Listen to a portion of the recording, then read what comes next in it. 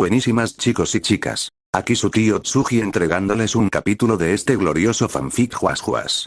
Pero antes de iniciar el video, no olviden darle like, compartir y suscribirse activando la campanita para que así se les haga aviso de nuevos lanzamientos. Descargo de responsabilidad. No soy dueño de las historias, sagas o franquicias mencionados y todo lo que viene con estos, ni las imágenes de personajes mencionados y o mostrados en el video. Créditos a sus respectivos autores. Solo el fanfic y los personajes exclusivos de este son de mi autoría, no doy permiso a otros usuarios de subir mi contenido, el objetivo del video es única y exclusivamente de entretenimiento. No se busca incitar, ni influenciar o estimular a alguna persona a replicar cualquier cosa que sea representado, mucho menos ofender a algo ni a alguien ni hacer uso de la plataforma con motivos poco éticos. Cualquier tipo de recursos se usan únicamente con fines narrativos y con la finalidad de entretener. Una vez dicho esto, vamos directo al capítulo. Reencarnando en el Sandroverso. Capítulo 14. Preiniciativa. Años más tarde. Pof. Ryu. Había algo en el sonido de nuestros pies pisando el asfalto cubierto de tierra que me relaja mientras usaba mis dedos adoloridos para enviarles mensajes a Oma y Nico. Hacía ya tiempo que alguno finalmente se dignó a dar señales de vida, cosa que fue un completo alivio para mí ya que precisamente me decía que estaban vivos. Hasta ahora sé que Nico sigue en el interior mientras ha retomado su entrenamiento, hace trabajos allí y parece que no planea abandonar el país ilegal por un buen tiempo. Mientras tanto Oma se ha recluido en el bosque Gakigahara hace poco para entrenar y rara vez sale de ahí, solo las veces que habla con nosotros o cuando va a buscar problemas y provisiones. Nada como esos crujientes 100 pies. Otra cosa muy buena que ha sucedido es que Nico nos prohibió a los dos meternos en el ojo público, cosas como organizaciones criminales u organizaciones de peleas clandestinas, ni hablar de lo que sí está dentro de la ley. Una decisión muy sabia, y una preocupación menos ya que todos entendíamos a quién carajos se refería Nico cuando dijo que era muy peligroso, cosa que había molestado bastante a Oma, pero aún así decidió seguir el consejo de Nico, quien al menos finalmente se puso serio en algo y por primera vez en su vida explicó con claridad, fue sobre cómo moverse sin que nadie lo sepa, pero al mismo tiempo siendo problemático. Yo por mi parte les hablé de mi entrenamiento de una forma algo vaga, quería que fuera sorpresa y también quería evitarme los dramas infantiles de Nico sobre la infidelidad y esas cosas, así que simplemente les dije que estaba buscando estilos de lucha ajenos que pudieran rellenar las carencias del estilo Nico, como los ataques a corta distancia. Ante esto Oma no tardó en preguntarme cuáles estaba estudiando o cuáles tenía en mente, a lo cual respondí lo segundo, recomendándole el Silat y el Muay Thai, que se traducía en codos y rodillas, algo que el estilo Nico tiene pero muy poco y no del modo que te permite luchar con un alcance tan corto. ¿Tengo planeado aprender esos estilos? La respuesta corta es no, aunque no negaría una lectura de manual como lo hizo Carlos Medel con su capoeira. Pero mi prioridad es el estilo K1, y vaya que he hecho progresos enormes con eso, incluso Kuroki me ha dejado acompañarlo en sus trabajos, como acababa de suceder el día de hoy y ya estábamos regresando a su dojo / casa, una buena forma de adquirir experiencia usando nada más que el estilo K1 jeje, todavía me duelen los dedos. Pof. Normal. El éxito que Tokita Ryu había tenido sobre Kuroki había dado sus frutos al cabo de un año en el cual no hizo nada más que pulir su estilo Nico y forjar su cuerpo para hacerlo adecuado para el entrenamiento del estilo K1. Siendo que en todo el 2007 fue que Ryu había tenido la mayor cantidad de interacciones con su nuevo maestro no oficial, Gensai Kuroki, dado su carácter silencioso y sereno. La razón de esto se debe a que Ryu finalmente había hecho progresos significativos con su estilo de lucha original, teniendo todas sus técnicas registradas de su vida pasada aprendidas salvo por 3 de estas, siendo posesión de espíritu, demonio divino y destrucción absoluta. Consiguió esto gracias a la amable colaboración de la Lanza del Diablo, a quien Ryu le había pedido unas cuantas sesiones de sparring, o al menos así lo había mencionado el peliblanco en ese momento. La realidad era que Ryu usó a Kuroki como sujeto de prueba para finalmente descifrar las técnicas que no podría ejecutar solo. Sin embargo el trato fue justo, con Ryu aprendiendo su nuevo movimiento especial mientras Kuroki a su vez obtenía el conocimiento de la misma, ya sea para su uso o aprovechamiento posterior. Ryu sabía eso, y prometiéndose que llegado el momento en que ambos chocarían puños, desechó la idea de usar técnicas como el demonio vinculante en esa pelea futura. Y en cuanto a las técnicas que no pudo aprender, Ryu había dado por hecho que no lograría aprender la posesión de espíritu y por extensión el demonio divino por evidentes razones, partiendo por el deceso del otro Nico Tokita seguido por la certeza de que encontrar a Gaomu Kaku era una súplica para morir dolorosamente. Así, con una mella en el orgullo se decidió a esperar y planear algo para resolver su problema más adelante, decidiéndose a enterrar el tema temporalmente, del mismo modo como sucedió con la técnica destrucción absoluta, la única técnica con katas que no logró descifrar, y es que Ryu llegó a la conclusión de que necesitaba aprender Kung Fu o bien, artes marciales chinas para comprender el funcionamiento de la técnica, que en esencia viene siendo un movimiento similar al Fa Jin. Sin embargo, debido a la mayor importancia de sus prioridades actuales, también decidió igualmente posponer el asunto y una vez aprendido el estilo Kaiwan, se dispondría a buscar nuevas fronteras no tan lejanas. De ese modo acabó su primer año y a mediados de 2008 el entrenamiento muscular de Ryu había cesado por orden de Kuroki para gran satisfacción del peliblanco. Sin embargo, dicha satisfacción le duró poco, pues con un cuerpo mejor endurecido y músculos templados y más abultados, fue que inició su entrenamiento de acondicionamiento. Describir el dolor que Ryu sintió sería verbalmente imposible, incluso si solo se intentara hablar de la primera y más básica fase, la cual era la arena. Ryu comenzó a aprender la lanza del diablo apuñalando arena guardada en vasijas con sus dedos en forma de mano de lanza, sin añadidos o trucos como dedos de hierro de su estilo Nico, un recurso que Kuroki le prohibió usar durante el proceso de apuñalamiento de arena, pero que también le enseñó a refinar bajo un enfoque diferente ya que tarde o temprano sus dedos acabaron destrozados. Un dolor absurdo fue lo que Ryu conoció, los huesos de sus dedos fracturados, la arena que se metió entre sus uñas y la carne fresca. Fue una tortura a la que Ryu habría sucumbido de no contar con experiencia previa lidiando con el dolor de su cuerpo, sin embargo eso no evitaba que doliera en niveles tan novedosamente elevados. El realizar dicho procedimiento habría dificultado su vida diaria, sin embargo fue entonces que las indicaciones de Kuroki le presentaron su solución basada en sus técnicas de dedos de hierro y unión ósea, técnica la cual el estilo Kaiwan comparte con el estilo Nico, permitiendo así acelerar el progreso de Ryu, quien refinó dichas técnicas empleándolas día y noche para mantener sus huesos destrozados en las posiciones adecuadas para sanar correctamente mientras que no dejaba de usar sus manos en su día a día, lo cual era más entrenamiento, desde los estudios que había iniciado desde su primer año su entrenamiento con Kuroki, el cual le enseñaba sus movimientos de lucha, desde las reconocibles palma infernal y el Sanchin hasta nuevas formas de atacar usando los codos e incluso cómo y cuándo usar los nudillos y los cabezazos si se llega a presentar la oportunidad, movimientos que no formaban parte del estilo Nico como arte marcial, más allá de las técnicas especiales. Esto continuó de ese modo y así permaneció su entrenamiento, rompiendo sus dedos, tanto de manos como de pies y practicando finalmente el estilo Kaiwan en toda regla bajo la guía de Kuroki, quien además de admitirlo como compañía en su trabajo, también había acelerado su entrenamiento no por querer echarlo de su dojo pronto sino gracias a toda la experiencia de Ryu no solo como practicante del estilo Nico, sino como ex residente del interior. Y de verdad Ryu aprendió rápido, no concentrándose en algo más que absorber la información y experiencia que Kuroki le proporcionó en todo ese tiempo como si fuese una esponja, hasta que finalmente no hubo mucho más que Kuroki pudiera enseñarle, excepto algo más. Fue hasta que llegó el año 2010 que Ryu inició su entrenamiento para alcanzar la preiniciativa, el premio que había buscado tras 2 años de acondicionamiento óseo, el tiempo que le tomó finalmente forjar decentemente sus 4 lanzas del diablo, así como Ryu reconoció que Gaolan Wongsawat forjó su brillo de Dios con 2 años de entrenamiento de acondicionamiento, él consiguió que sus lanzas perforaran la carne viva en esa misma cantidad de tiempo. Y fue ese además de su dominio total de la escuela marcial del Kaiwan el requisito que Kuroki aceptó como su señal para concluir el entrenamiento del muchacho dentro del año venidero, el límite de tiempo que le impuso a su estudiante no oficial para aprender la legendaria preiniciativa.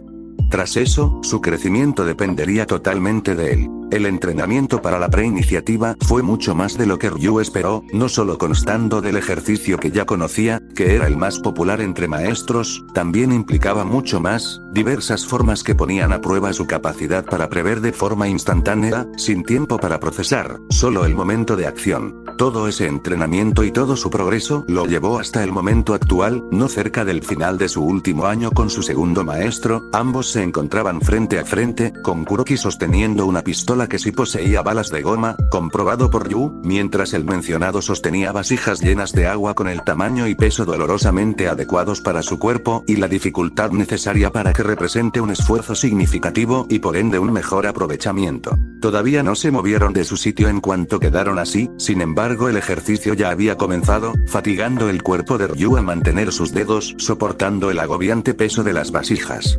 Entonces con el pasar de los minutos su cuerpo comenzó a sudar y sus hombros comenzaron a caer haciéndolo ver encorvado, incluso su larga cabellera despeinada ya estaba comenzando a adherirse a su espalda. Al ver esto, Kuroki asintió y entonces levantó la pistola para después dispararla sin rechistar ni dar la más mínima señal de advertencia. Bien hecho, Kuroki lo felicitó, una acción que pocas veces ha pasado en los últimos años, pues frente a él el rostro de Ryu fue obstaculizado por la vasija que sostenía con la mano izquierda, con un agujero del que se ramificaban varias grietas crecientes mientras el agua se derramaba en el suelo de madera.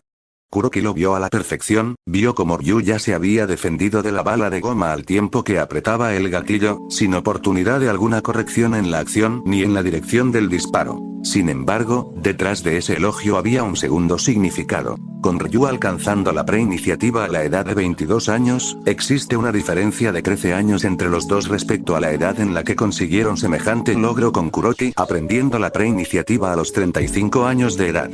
Pero claro, este dato se lo guardó para sí mismo con la finalidad de no perjudicar a su alumno no oficial.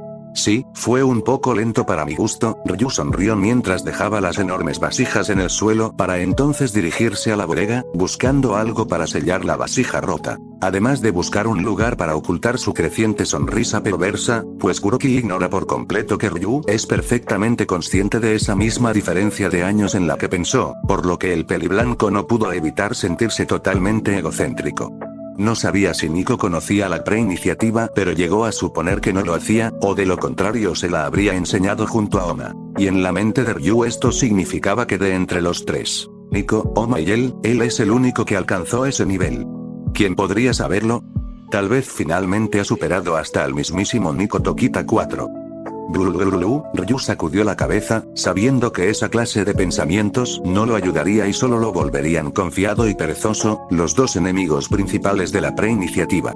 Ese razonamiento no fue una enseñanza de Kuroki, sin embargo durante el estudio de los archivos del estilo Keiwan Ryu llegó a la conclusión del secreto para la invencibilidad que los artistas marciales buscan. Esa respuesta era no confiarse, simplemente es nunca perder el foco de atención, ni la sensación de efectuar la técnica. Aferrarse a ella así como lo hizo cuando aprendió la perdición de los demonios.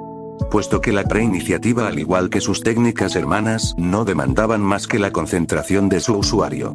Esto quiere decir siempre pelear en serio, aunque esa frase pueda interpretarse de diferente manera dependiendo de las circunstancias o solo de quien la diga. Ryu finalmente encontró un bulto de arcilla y tomó un poco de este para luego regresar al dojo, en donde Kuroki estaba guardando el arma deportiva.